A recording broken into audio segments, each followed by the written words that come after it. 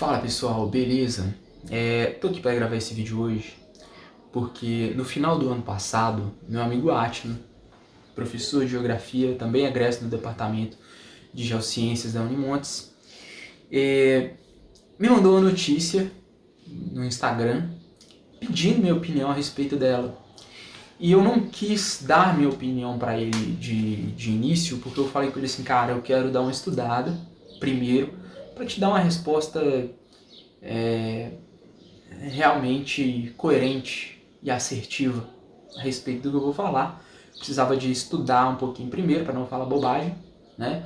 Mas enfim, do que se trata essa notícia? E eu vou, né? Ela tá aqui, eu vou deixar aqui na descrição do vídeo. O título da notícia é o seguinte: estudo revela surgimento de área similar a deserto no Brasil.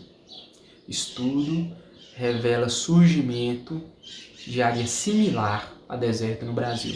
E ela vem discorrendo aqui, né, que pela primeira vez na história, desde que se iniciou o monitoramento climático no país, o Brasil apresenta algumas regiões com clima árido no norte da Bahia. Repare bem. E, assim, é uma notícia muito interessante, que o que ela consiste, né?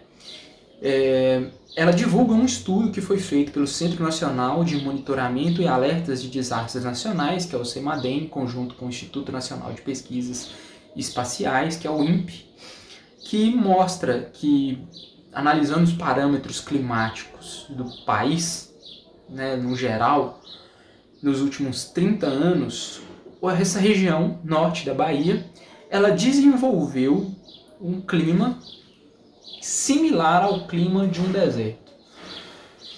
E eu acho que assim, ele me pediu a minha opinião a respeito dessa notícia, porque eu acho que esse tema a respeito de desertificação, ela chama muita atenção, é uma das coisas que mais chama atenção no meio da geografia, principalmente para o público em geral, né?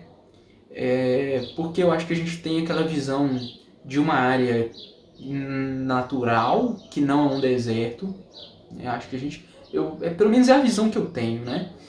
A gente imagina uma região que não é um deserto. Por exemplo, eu vivo aqui no norte de Minas, numa região de cerrado, e a gente pensa nessa região, por exemplo, vindo a se tornar um deserto, com aquela imagem clássica de deserto que a gente tem, né? De uma área vasta e completamente seca, sem vegetação, né, com o solo totalmente empobrecido ali, sem chuva, enfim.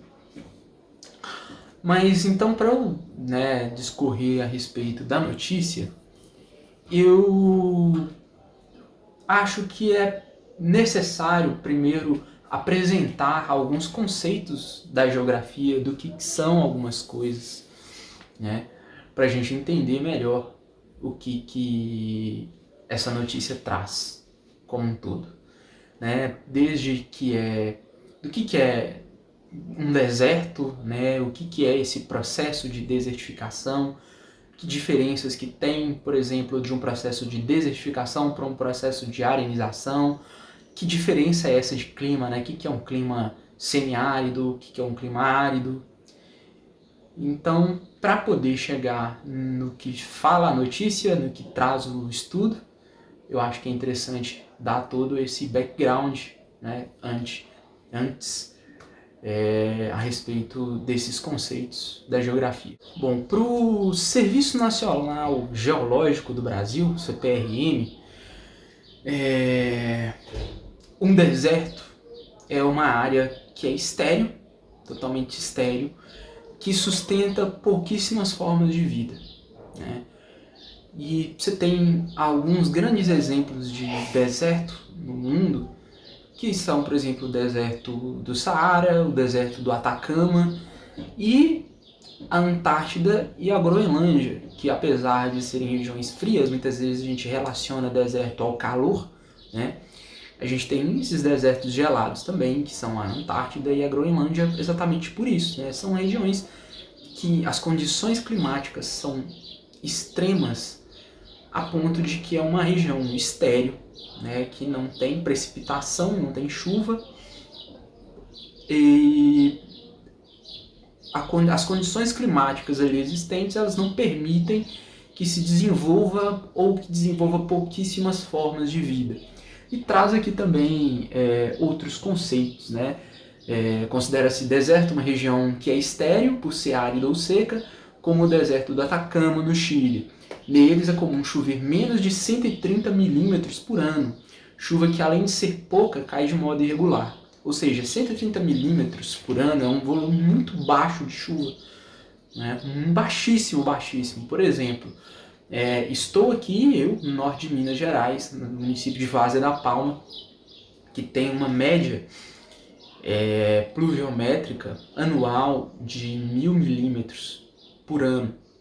130 milímetros é o que chove naturalmente em um mês de novembro, outubro, novembro, um mês de fevereiro, que são meses que antecedem ou que são logo após os períodos assim de grande concentração de chuva, né? A gente tem, por exemplo, aí nos meses de dezembro, janeiro, alguns anos que você tem 300, 400, 500, até 600 milímetros de chuva já registrados. Além do que, essa pluviosidade é muito irregular. Então, por exemplo, quando a gente analisa uma área, que nem aqui, por exemplo, né, norte de Minas, você consegue definir qual é o período chuvoso e você tem ali parâmetros que te permitem especular como que vai ser esse período chuvoso, né? Prever de alguma forma ali como é que vai ser esse período chuvoso, baseado em fatores da atmosfera.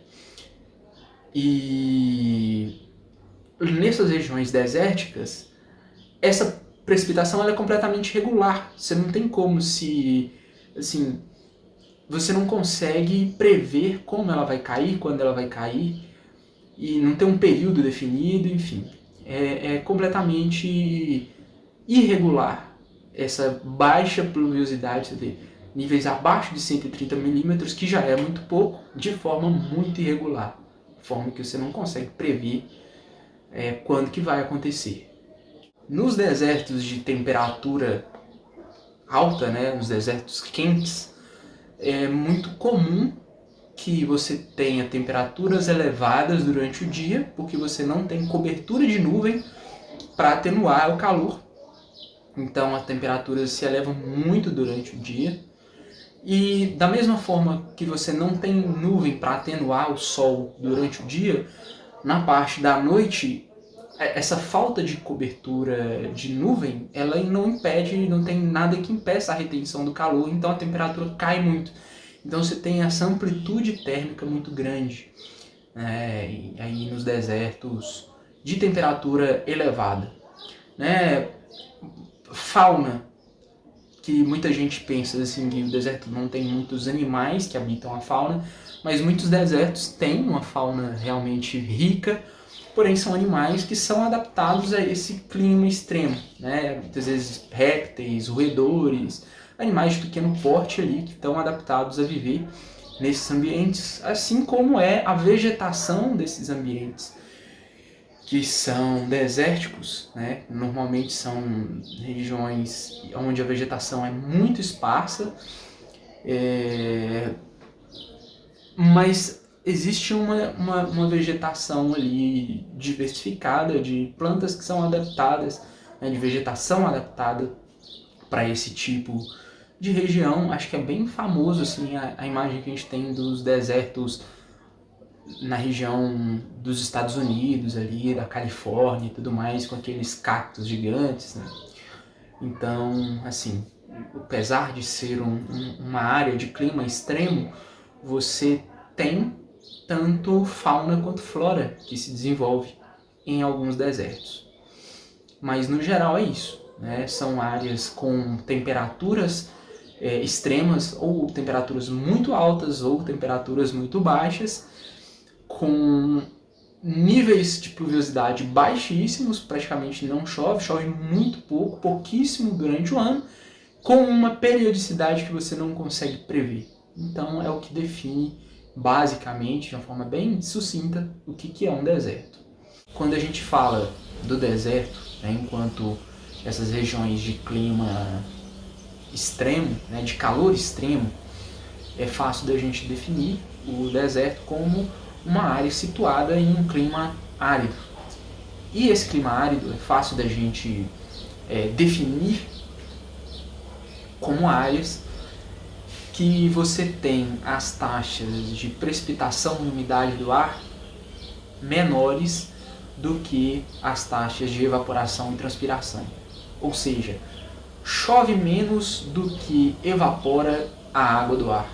Então você não tem esse equilíbrio entre os dois. Você tem pouquíssima chuva e essa chuva ela não se mantém, né, essa umidade ela não se mantém ali no ar, porque você tem um calor tão grande que provoca a evaporação desse nível de umidade muito rapidamente. Esse é o clima árido. E a gente tem regiões de clima semiárido. Por exemplo, aqui no Brasil, o Nordeste e o norte de Minas, algumas regiões do Vale do Jequitinhonha, enfim, são regiões conhecidas por serem regiões de clima semiárido. Você tem precipitações muito baixas, precipitações ali na casa dos 600, 500, 400 milímetros ao ano, né? E você tem altas taxas de evaporação, porém são áreas que você ainda consegue definir qual é o período chuvoso, né?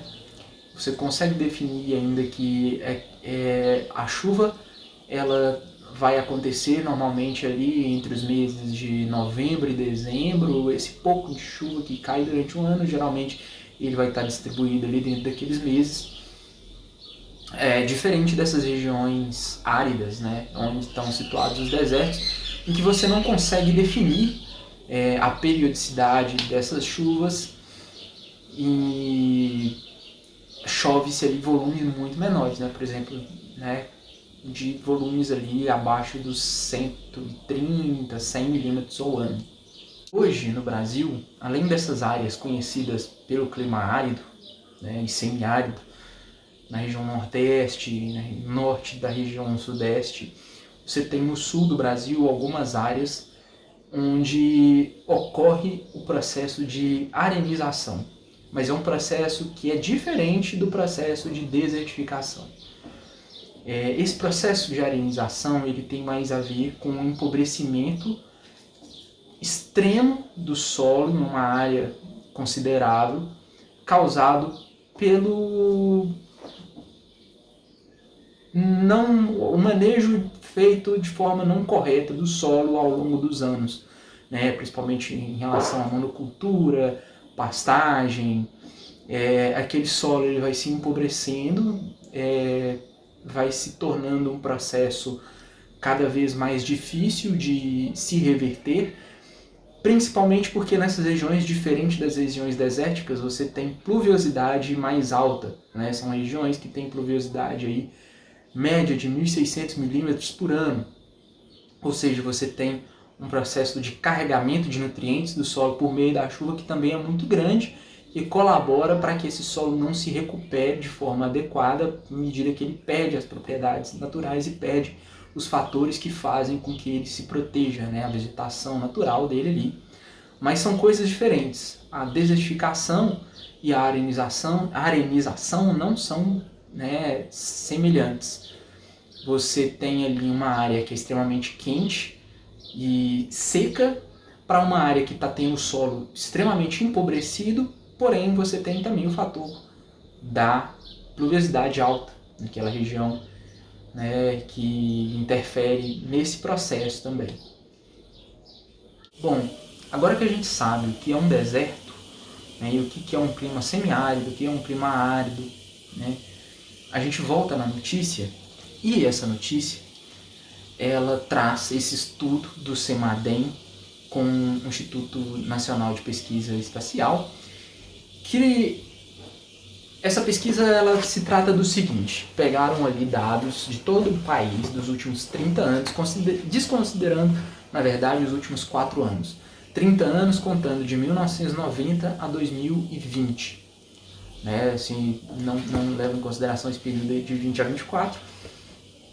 E analisando esses dados de chuva temperatura e evaporação, hoje você tem no Brasil não só áreas que já são consideradas como áreas áridas, né, que é esse clima inerente ao clima do deserto, na região ali nordeste, mais especificamente ao norte da Bahia e regiões ali adjacentes a ela, como você tem essa aridez expandindo para todas as regiões do Brasil, menos a região sul, né?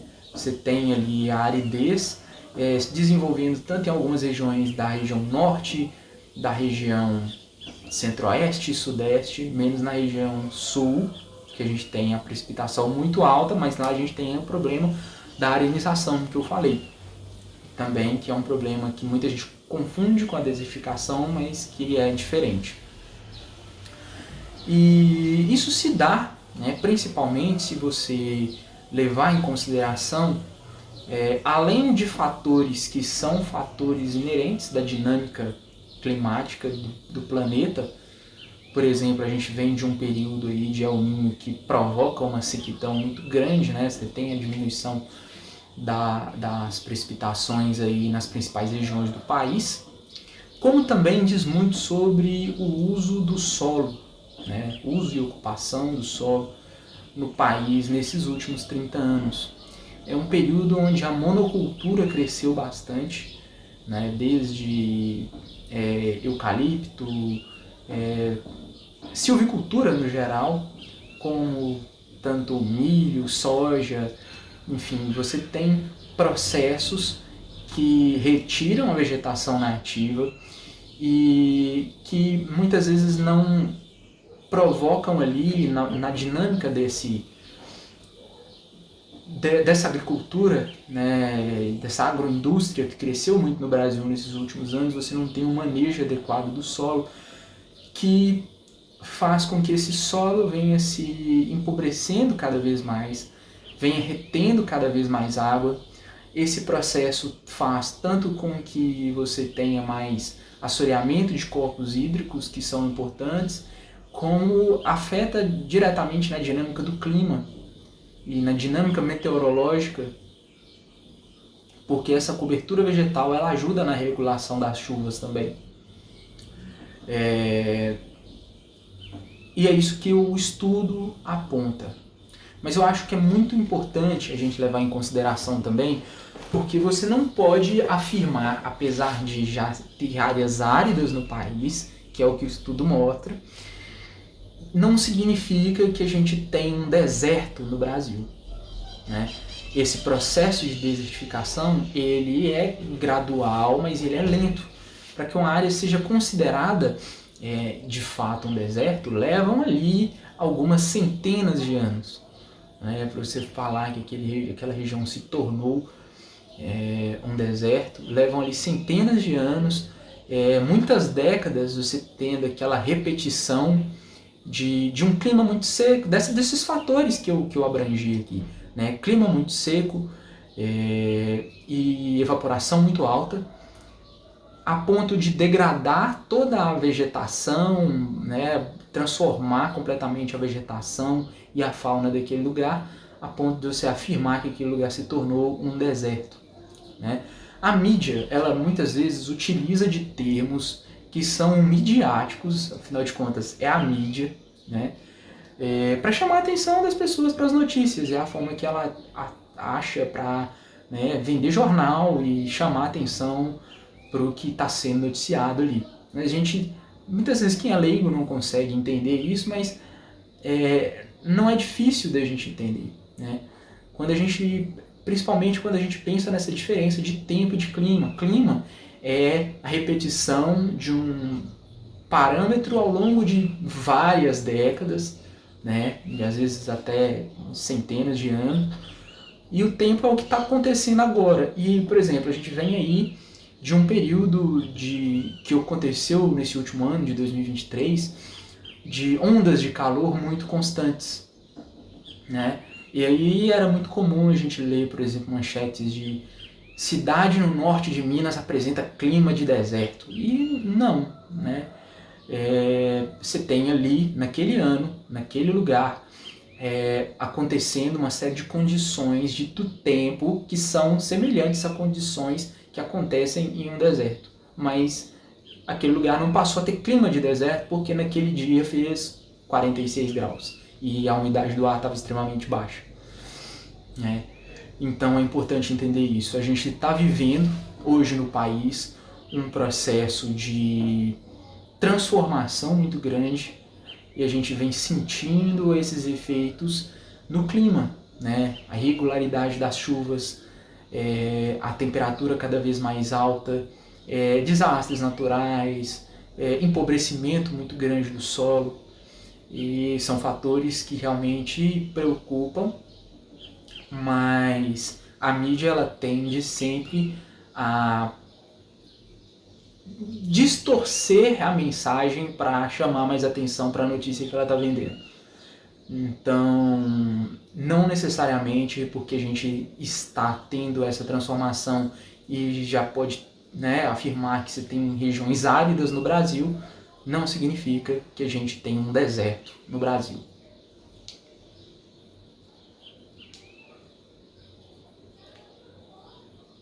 Eu tentei não devagar demais, né? Tentei ser sucinto, tentei trazer a informação da forma mais simples e clara e objetiva possível. Espero que eu tenha me feito compreendido, né? Que eu consiga transmitir a ideia que eu quis transmitir no meu vídeo aqui.